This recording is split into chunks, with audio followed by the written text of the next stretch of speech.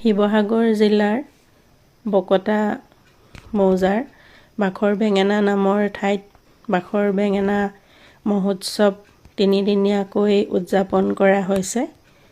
31 ডিচেম্বৰৰ পৰা আৰম্ভ হোৱা মহোৎসৱৰ দ্বিতীয় দিনা আমিও ওলালোঁ চাবৰ বাবে। বহুত ডাঙৰ পথাৰ এখন, মানে ধান কটাৰ পিছত নৰাবিলাক কাটি পথাৰৰ মাজেদি ইমান সুন্দৰকৈ এটা ৰাস্তা বনাই দিয়া হৈছে বাখৰ বেঙেনা মহোৎসৱ স্থলীলৈ যাবৰ বাবে। তাত এজোপা মানে ৰজাদিনীয়া বাখৰ বেঙেনা গছ আছে। সেই বেঙেনা গছজোপাক কেন্দ্ৰ কৰিয়েই এই বাখৰ বেঙেনা মহোৎসৱ উদযাপন কৰা হৈছে। আৰু পথাৰৰ মাজেদি আমিও ৰাওনা হৈছিলোঁ উৎসৱস্থলীলৈ।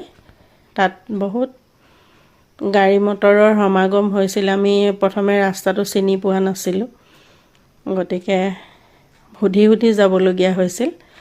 তাৰ পৰা গৈ আমি যেতিয়া উৎসৱস্থলীৰ ওচৰ পাইছিলোঁগৈ, তেতিয়া বহুত মানুহৰ সমাগম হৈছিল আৰু বহুতো তাৰমানে ভাল লাগিছিল আৰু গৈ।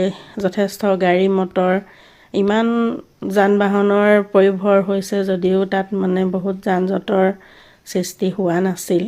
তাত মানে গাইড দিবৰ কাৰণে ভালে সংখ্যক মানুহ নিয়োগ কৰা হৈছিল, গতিকে অলপো মানে অসুবিধা হোৱা নাছিল যান বাহনবিলাক ৰখাৰ ক্ষেত্ৰত। আৰু পথাৰখনো যথেষ্ট ডাঙৰ। আমি গৈ অনুষ্ঠানস্থলী উপস্থিত হ'লোঁগৈ। তাৰ পৰা বহুত ধৰণৰ বিপণীও বহিছে, কাপোৰৰ, খাদ্যৰ আৰু যথেষ্ট মানে প্ৰায় সংখ্যক দোকান বজাৰেই তাত মানে অনুষ্ঠিত হৈছে। আৰু সভাঘৰটোৰো যথেষ্ট ডাঙৰকৈ পতা হৈছে। তাত বিভিন্ন ধৰণৰ সাংস্কৃতিক অনুষ্ঠানো উদযাপন কৰা হৈছে। এয়া উৎসৱস্থলীৰ এইটো ৰভাঘৰ, আৰু তাৰ কাষেদি চাৰিওফালে দোকানবিলাক সজাই তোলা হৈছে আৰু যথেষ্ট গ্ৰাহকে তাত ভিৰ কৰিছে।